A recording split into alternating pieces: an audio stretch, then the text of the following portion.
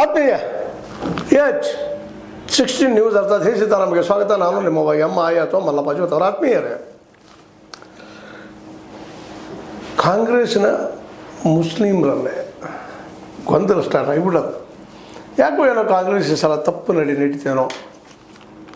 ಮಧ್ಯದಾಗೆ S Mallikarjuna ಮಗ ಸಮರ್ಥ ಅವ್ರಿಗೆ ticket ಕೊಡೋದು ತಪ್ಪಾಗಿತ್ತು ಅಂತ ಅನಿಸ್ತದ. ಯಾಕೆ ಅವ್ರ ಮನೆಯವರು ಯಾಕೆ ಆಗ್ಬೇಕ್ರಿ ಮೆನ್ನೆಲ್ಲ.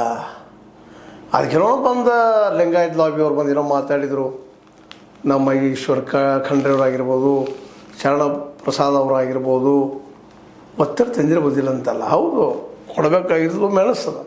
ಬಟ್ ಅಲ್ಲೇ ಮೆಜಾರಿಟಿ ಜಾಸ್ತಿ 70-80 ಸಾವಿರ ಜನ ಮುಸ್ಲಿಮರು ನಮಗೂ ಕೊಡ್ರಪ್ಪ ಅಂತ ಕೇಳ್ತಾ ಇದ್ದಾರೆ. ಫಸ್ಟ್ ಟೈಮ್ ಅದು ಕೊಡಬೇಕಾಗಿತ್ತು.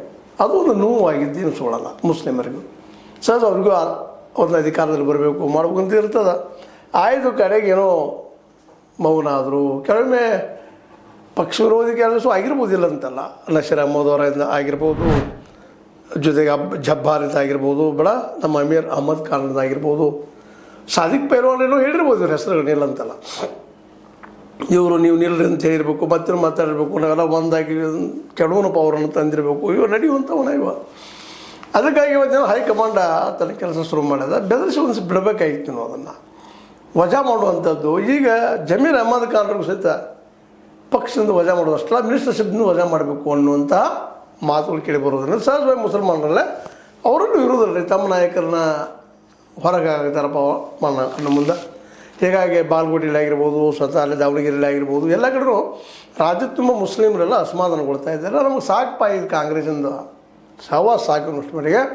ಅಷ್ಟೆಲ್ಲ ಇನ್ನೊಂದು ದೊಡ್ಡ ಆರೋಪ ಏನು ಮಾಡ್ತಾ ಇದ್ದಾರೆ ಬಾಲ್ಕೋಟೆ ಮುಸ್ಲಿಮರು. ಅದರಲ್ಲಿ ಕೆಲವೊಂದಿಷ್ಟು ನಾಯಕರು ಈ ಒಂದು ವಿಷಯದಲ್ಲೇ ಬಂದಂತಹ ನಮ್ಮ ಕೇಂದ್ರದ ಸುರ್ಜೇವಾಲಾ ದುಡ್ಡು ತೊಗೊಂಡಿದ್ದಾರೆ.